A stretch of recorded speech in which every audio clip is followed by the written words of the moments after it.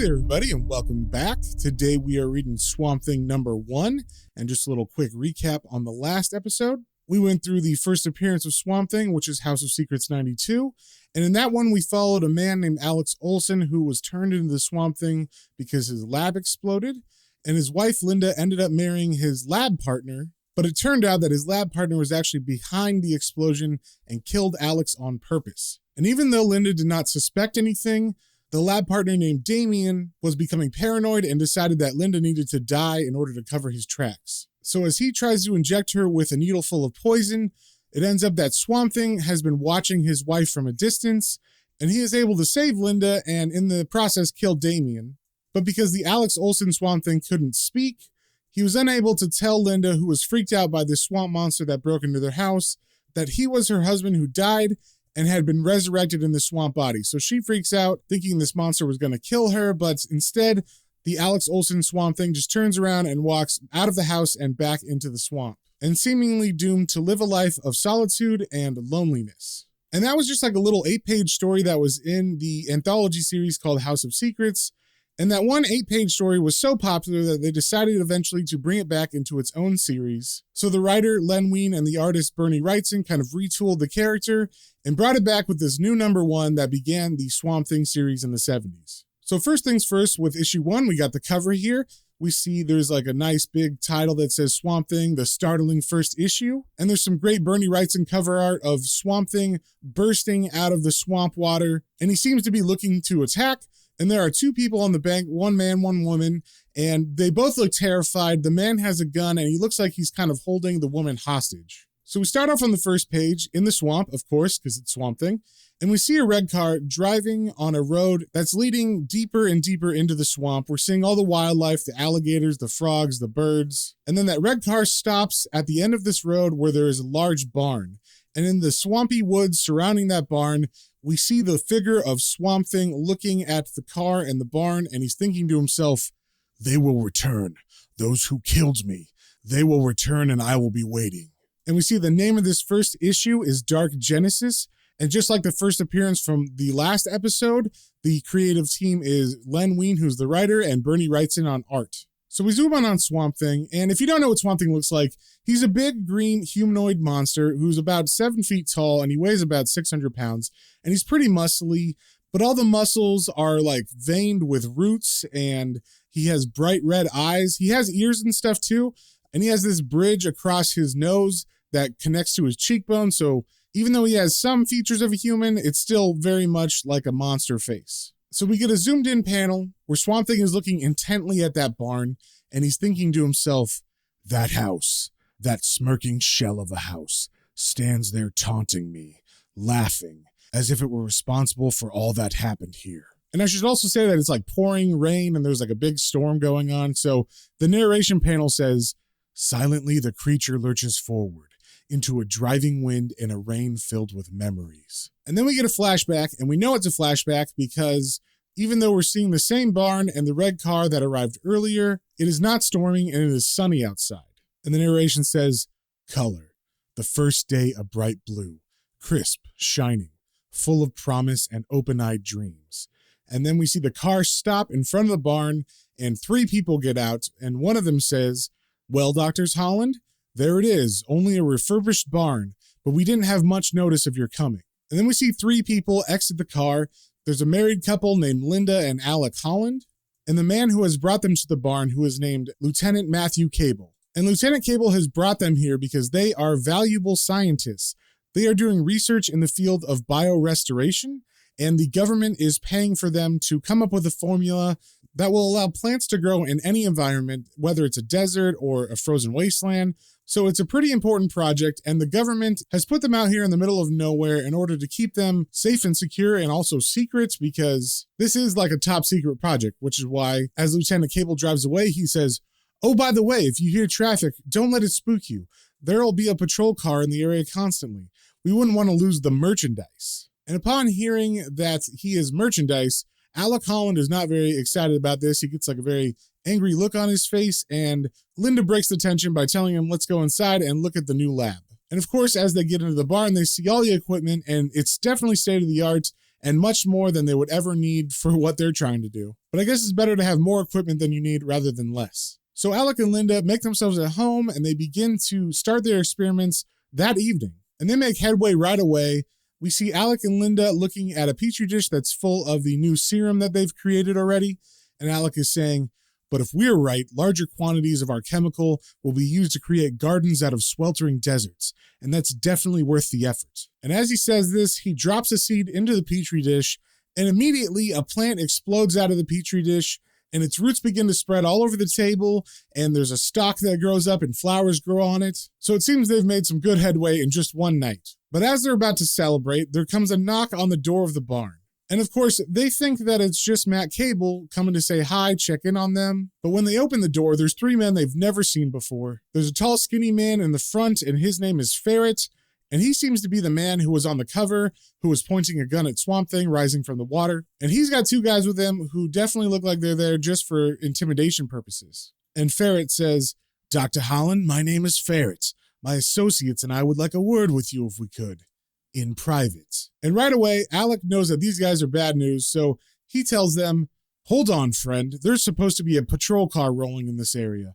Just how did you and your cronies get past? And Ferret looks at him evilly and says, please, Dr. Holland, we've got more important things to discuss.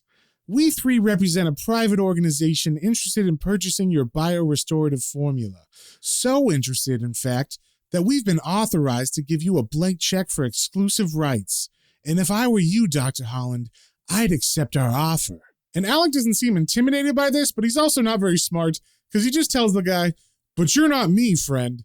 And to that, Ferret says, perhaps you can be convinced otherwise, Doctor. Bruno, convince the gentleman. And Bruno, who's the biggest guy out of all three, gets into a pouncing stance like he's about to jump and grab Alec. But the third man who was with him happens to see out the window that there is, in fact, a patrol car coming. So Ferret decides to leave and he says, hate to cut our little chat short, Doctor, but we really have to run. Why don't you think about accepting our generous offer? You will save us a lot of trouble if you do. We'll be seeing you soon, Dr. Holland, real soon.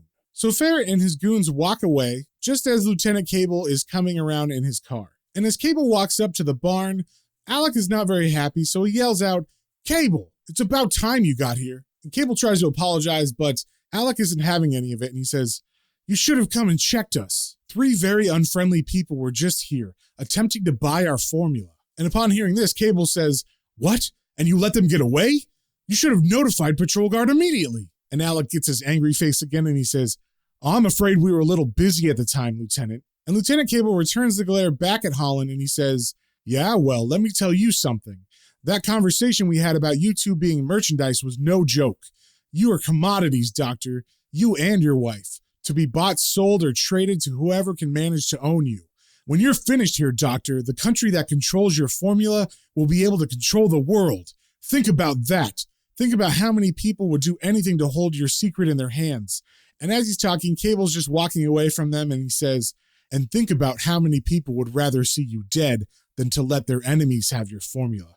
Remember that, Doctor.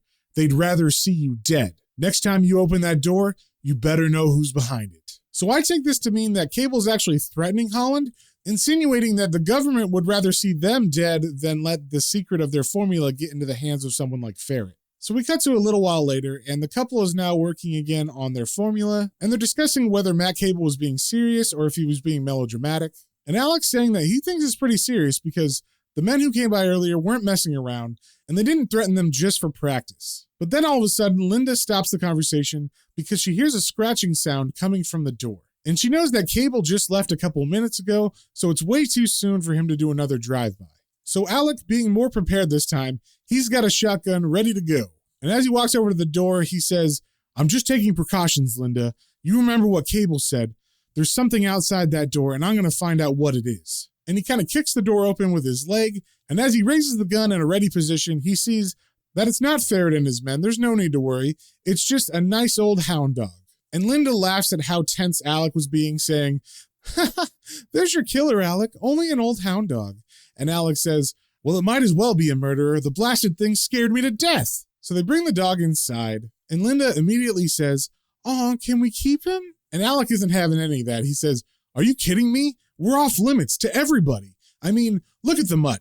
It's dirty and flea-bitten and don't look at me with those soulful eyes. The answer is no.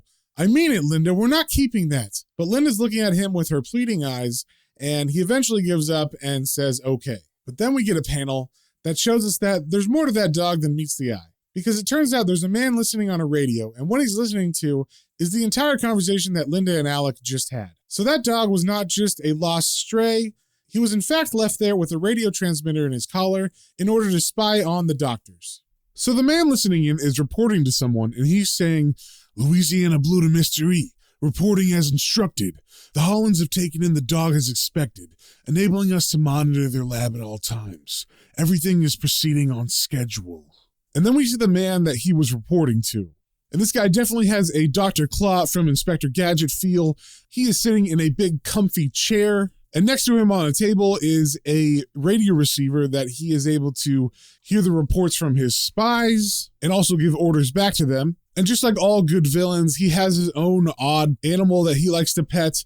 And his animal looks like some sort of ape-human hybrid. It sits on the floor, not on his lap, but he does pet it while he talks on the radio. So he talks to his spy saying, Splendid, Agent Blue. You have done well.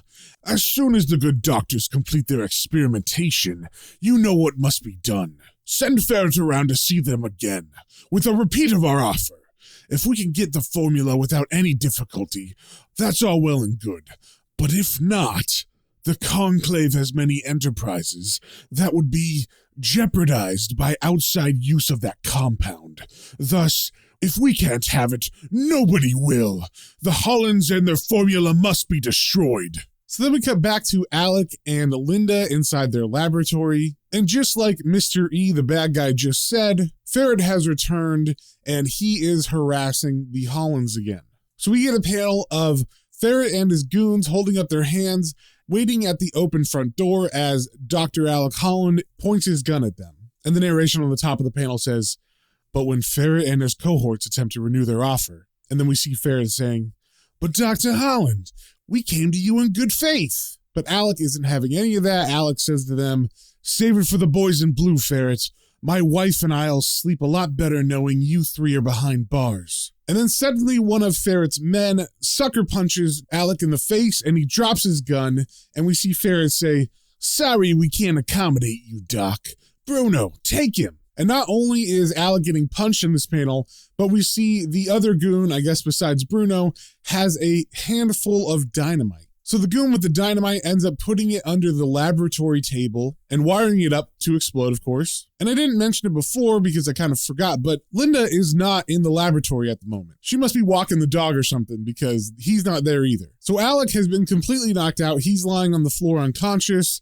And we see the man, Bruno, who knocked him out, saying, he won't bother us, Ferret. And then the goon with the dynamite says, swell, then we can plant our little surprise package and get the heck away from this dump. And Ferret replies, agreed. I want to be miles from here when our gracious gift blows. So they leave, and then we get a panel of Dr. Alec Holland coming back to consciousness, and the narration says, for a time, darkness reigns. And when Dr. Alec Holland crawls out of the Shadowland at last. Then as Dr. Alec Holland begins to wake up, he's all groggy and he's trying to struggle to stand and he says, ugh, it feels like they dropped a mountain on my head. Seems my playmates have decided to skip out. I wonder why. Then he pushes himself up to his knees and he is now eye level with the bottom of his laboratory table. And when he looks up, he sees the dynamite and the wiring, and he says, oh my dear God, that thing is ticking. Gotta try to defuse it before. So he reaches out really fast to try to grab the bomb, and when he does, he hits the table and some glass breaks, but also the timer runs out, and we get a giant explosion that just has the caption, Bwaroom! And the entire laboratory explodes, covering Alec in the biorestorative formula and setting him on fire. Then we cut to a panel of him running while he's still on fire. His body is burning and melting. And the narration says, imagine pain, so intense it defies description, as countless unclassified chemicals seep deep into throbbing, fume-enveloped flesh. And as Alec runs on fire, he yells, "Oh my God! Oh my dear God!" So he's able to make it outside of his laboratory, and it looks like his laboratory is not destroyed on the outside. It was all the interior of the barn that was destroyed. So in desperation, Alec, of course, runs towards the nearest body of water, which is the swamp. And the narration says, "Imagine what such terrible suffering can do to the fragile mind. As it drives the stricken body forward, clawing desperately at the cool night air in hopes of some small comfort." And then we get the panel of him jumping into the water, and he dives in head first. And as he hits the water, all of it begins to evaporate because he's so hot. And the narration continues, "Imagine relief as the smoldering man's shape reaches the soothing waters of the ever-present bog, then disappears soundlessly beneath its bubbling surface." Then we cut to some time later where we're at the funeral of Dr. Alec Holland. We can see Matt Cable, and we see Linda and the preacher, and no one else is there except the dog. And of course, it's a super cloudy day, and it looks like it's about to rain. And the narration says, "A bitter wind whistles past a handful of saddened forms who stand together before a freshly filled grave." And then we see Linda sadly say, "Poor Alec, if only I had been there, maybe." But she's cut off by Cable saying, "It wouldn't have helped, Miss Holland. Linda, the bomb destroyed every trace of your husband. If you had been there, it would have finished you off too. Come, let's head back to the lab." So then we cut from them coming back from the funeral and arriving at the lab. And as Linda walks in, she says, "Look at this place, spotlessly clean. You can hardly tell a man died here a few days ago. A good man. My man. My poor dedicated Alec." And then Cable cuts in to explain why it's cleaned up, and he says, "They put it back together as quickly as they could, Linda. Didn't want to lose any time on the project." And then Linda picks up the dog and kind of hugs it, and it begins to rain, and she says, "Of course, the project. That goes on regardless, doesn't it, Cable? Nobody cares about the people that live or die here, only the miserable project." And Matt Cable doesn't have a heart, because he just says, "Afraid so, Linda. But with Alec gone, you're the only one who can handle it. Now, we better get out of the rain." Then he pauses for a second and looks up at the cloudy sky and says, "Funny, when I was a kid, it used to rain like this, dark, chilling, as if the sky were alive and living. It felt pain. It feels that way again tonight, and lady, I don't like it." Then we get to somewhere in the swamp as it rains harder and harder. We see a toad sitting on a patch of mud, and he's surrounded by a big puddle, and we get some narration that says, "Rain. Some say it cleanses the all too impure earth. Others proclaim it the sorrow of the gods, regretting the tragedy their golden hands have wrought, the tragedy that has long been known as man. But those who dwell in this timeless land care not for idle opinion. They are contented to bask in the teeming torrent until something sudden disturbs their repose, something that claws its way out of the grasping mire and into the light once more."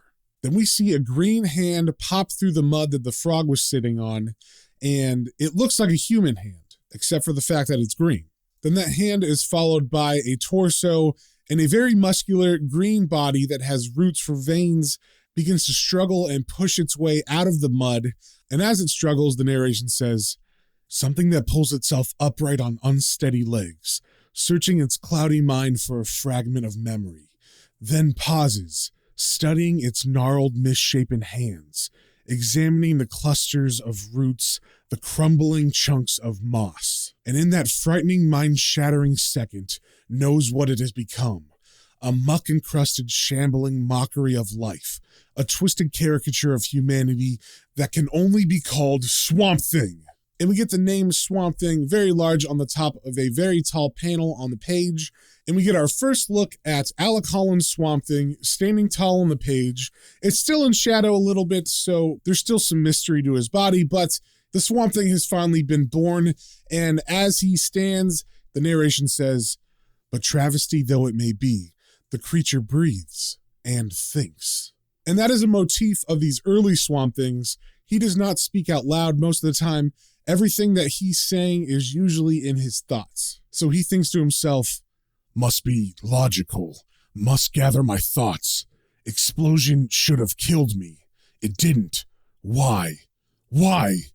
The biorestorative formula on the table when it blew. I said It could make forests grow out of deserts. And it did. It did. Chemical mingled with my flesh, reacted with the swamp ooze, turned me into what? So he begins to walk back to his lab because that's what he remembered, and he was pretty close by because if you remember when he was on fire, he only had to run a little ways away from his laboratory to get into the water. So he kind of peers from afar at the laboratory and he thinks, the lab still stands and lights are on. Linda will be there. She'll know what to do. She'll help me. And then as Alec walks up to the barn, he tries to peer inside, but as he does, he sees his reflection in the mirror. And as of yet, he's only seen his hands and he sees that they're green, but they look kind of humanoid. So it's kind of a shock when he sees his face for the first time. And the narration of this panel says, determinedly, the monstrosity lumbers closer to the barn, close enough to see. And then Swamp Thing thinks to himself, that reflection in the glass, it can't be. It can't be. And then he actually yells out loud, "Ah!" Then we cut to the doors of the barn where Matt Cable is opening it because he heard that noise, and we see him and Linda are inside, and Matt is saying, strange, I could have sworn I heard something out there. Probably just the wind in the cypress trees, but I'd better watch it. I'm letting those childhood nightmares get to me. Next thing you know, I'll be seeing boogeymen and bug-eyed monsters. So if you remember, I said before the rain had started and then Swamp Thing came up and it was still raining. Well, now the rain looks like it has progressed and it is coming in sideways. It is pouring super hard. And of course, Swamp Thing doesn't get bothered by this, but it just makes it hard for Matt and Linda to really hear or see anything outside. So because Swamp Thing is embarrassed of his appearance, he goes to hide in the foliage outside and just kind of watch the barn. And he thinks to himself, couldn't let Linda see me, not the way I am. Better stay in the shadows and keep watch on the house. They will be back, the ones who thought they killed me. Ferret and the others will be back, and I will be waiting. So because Cable took such a long time to close the door as he was talking about boogeyman and all that, the dog begins to run outside, and Linda says, Wait, you silly dog, come back here. And as the dog runs past them and out into the rain, Matt says, save your breath, Linda, it can't hear you. Got a flea in its ear, I guess. I'll go fetch it, but I want you to bolt the door behind me while I'm gone. Then we see someone is actually talking to the dog through its radio transmitter, and it's saying, run, dog, follow your master's voice. And I'm assuming that would be the guy listening in that was reporting to Mr. E earlier. So Matt Cable runs out into this horrible storm, and the narration says, unaware of the silent commands drawing the hound onward, Matt Cable moves through the downpour in determined pursuit. So Matt Cable is instantly soaked to the bone from the rain, and as he tries to break through some branches where the dog ran through, he's saying, you stupid mutt, where are you? Come back here before you kill yourself. There are bogs in this area. And I guess he pauses because he thinks to himself, listen to me, trying to rationalize with the dog. I'm going. But then all of a sudden he hears a branch break, and he says, huh? And then he pulls out his gun, just in case, and he thinks to himself, unless that pooch has started wearing 12-size work shoes, there's somebody prowling around the lab. And if I figure to earn my salary, I'd better find out who it is. And then he begins to cautiously walk back to the lab. But apparently not cautious enough because he is smacked on the head with a shovel by one of Ferret's goons, specifically the one that punched Alec and knocked him out before the bomb went off. And when he hits Matt Cable on the head with a shovel, he says, sorry, mister, but Bruno has his orders. And even though it's pouring rain, the shovel hitting Cable's skull was loud enough to alert Linda because she hears a noise and says, that noise, outside. Cable, is that you? Did you find the dog? And then the doors burst open and we see that it's Ferret and Bruno. And they just walk in and Ferret says, afraid your friend isn't going to be finding anything for a while, little lady. But that's okay, because right now, you and I have things to discuss alone. Then we cut to Swamp Thing outside, and he's thinking to himself, alone. Is there a more terrible word? All this waiting alone, no one to talk to. If I can talk, that is. I wonder if... And then his thoughts are interrupted by the sound of the dog howling. And Swamp Thing thinks, there's something out there in the bog. So Swamp Thing goes to take a look, and he finds the dog, and the dog is trapped in quicksand. And he immediately thinks, Linda's dog, sinking in the mire. Hold on, little one, I'll get you out. So Swamp Thing jumps into the quicksand, or I guess it's maybe just muddy water, and he pulls the dog out, and he thinks to himself, wouldn't want Linda to lose you too. But his thought is cut off by a loud gunshot. And when Swamp Thing hears this, he thinks the worst and actually yells out, no! And as he turns to run back to the laboratory, he thinks, Linda, my Linda, if they hurt you, the lab, got to get back to the lab. Maybe it's not too late. And then we cut to him arriving at the lab and slamming open the doors, and he immediately sees Linda's dead body on the ground inside, and all the lab equipment is smashed around her, and he yells out, Linda! And then he runs over to her body, and he lifts her up, and she's completely limp, and he thinks to himself, Linda, it's my fault. If only I hadn't gone for the dog. If I hadn't turned away. And then Swamp Thing hears something, and we see the narration say, then the roar of an automobile churning down the road cuts through the silence, and the massive man monster answers its growling call. Then we get a panel of Swamp Thing not going through the doors. He just runs straight through the wall towards the noise, and he sees the car that Ferret and his men are driving in. And he proceeds to stand in front of it on the road and think to himself, stop. And we can hear Bruno saying, Ferret, what is that thing? And then Ferret reply, don't ask me, Bruno, just run it down. And then instead of waiting for the car to hit him, Swamp Thing runs full speed at the car. He's still thinking stop. And then as the car is about to hit him, he raises his hands over his head and he brings them down saying, I said, stop! And his hands come crashing down on the hood of the car. It completely stops the car in its tracks.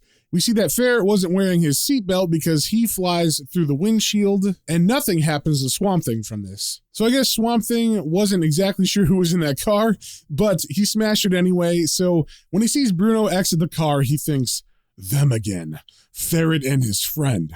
The one who killed me and my Linda. And as Bruno exits, he looks at Swamp Thing and he says, that monster's not human! Not human! And then Swamp Thing rushes over to him and grabs Bruno, and he picks the man up by his shirt, and he threatens him with his fist, and Swamp Thing is thinking, not human. No, I'm not. And you were the ones that made me that way. And Bruno is just begging, saying, no! And then Swamp Thing punches him in the face, and the narration says, fragile bone and cartilage shattered beneath the weight of the moss-encrusted fist. Then we see Ferret, who's not far away from them, and apparently he did not die from smashing through the windshield and flying out onto the ground after Swamp Thing smashed the car. So he begins to pull his gun from his pocket and he thinks, it's finished Bruno, but it won't get me. So he stands up real quick and he points the gun and actually shoots at Swamp Thing. And he says, all right, you filthy monster, turn around and face me. I want to see the look in your eyes when you die. But when he fires and the bullet hits Swamp Thing, nothing happens to Swamp Thing. So Swamp Thing, who had previously been beating Bruno to a pulp, turns at the sound of the gunshots and begins to walk towards Ferret as Ferret continually shoots at him. But the bullets aren't doing anything, and Ferret is yelling, come on, monster, die! Why won't you die? And he begins to yell die every time he pulls the trigger until finally, as Swamp Thing walks right up to him and reaches out to grab the gun is just clicking because Ferret is out of ammunition. And as Swamp Thing reaches out to grab him, Ferret says, oh my God. And we don't see the actual panel where Swamp Thing kills him, but the next panel is Swamp Thing holding Ferret's limp body. And the narration says, and when Ferret's screaming has finally stopped. And then Swamp Thing holding his body is thinking, you can't kill a dead man, Ferret. And the man I was is most definitely dead. Maybe you'll rest easier now, Linda. Maybe we both will. But unfortunately, his thoughts are interrupted again as someone else shoots him. And when Swamp Thing turns around, he sees Matt Cable is on the ground. Apparently, he has woken up from being knocked out by the shovel, and he thinks Swamp Thing has killed everybody. And when Swamp Thing sees Cable, he thinks to himself, it's Cable. That blasted fool. But his thoughts are cut off by Cable yelling, okay, you thing, hands high. You're under arrest for murder, and you're coming with me. And Swamp Thing just looks at him and doesn't move, and he thinks to himself, no, Cable, I'm afraid not. As much as I want to, I can't go with you. And Lord help me, I can't take you with me. So Swamp Thing just turns and begins to walk off back into the swamp, and Cable is yelling behind him, come back, you monster! come back. And Swamp Thing, of course, doesn't listen to him and just keeps walking. And as he disappears into the plant life of the swamp, Cable continues yelling, saying, all right, monster, you got away from me this time, but we'll meet again. And next time, there'll be nobody to slug me with a shovel. Next time, I'll get some answers. Do you hear me, monster?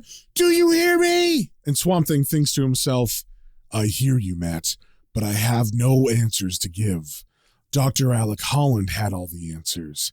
He was an intelligent man, but Alec Holland is dead, and in his place stands only a Swamp Thing. Then, in the last panel of the issue, we cut to somewhere far away. We don't know where, but we do see the hand of a character we haven't met yet, and it is pointing at a glass table that has the image of Swamp Thing swirling in it. So this is some sort of magic mirror that lets this person see Swamp Thing from far away. And the hand definitely looks like it's a wizard's hand or something. It's got really, really long nails, and it looks pretty old and decrepit. And we see surrounding this mirror is a bunch of monster-like creatures. And the pointing person is saying, there, my pets, is the one we have spent years searching for. There is the one we must have. Fetch him, my pets. Bring him here, to me. And that is the end of the first issue of Swamp Thing. We got some good setup for a couple different storylines in there. We got the setup for two bad guys, Mr. E with the Conclave, and this evil wizard at the end here. We also got the setup for Matt Cable, who's going to be on a quest to capture the Swamp Thing. So we shall see what those storylines have in store on the next episode. So until then, if you guys have any comments, questions, or suggestions, you can email me at planes, trains, and comic books, all one word, @gmail.com, and we will see you on the next one.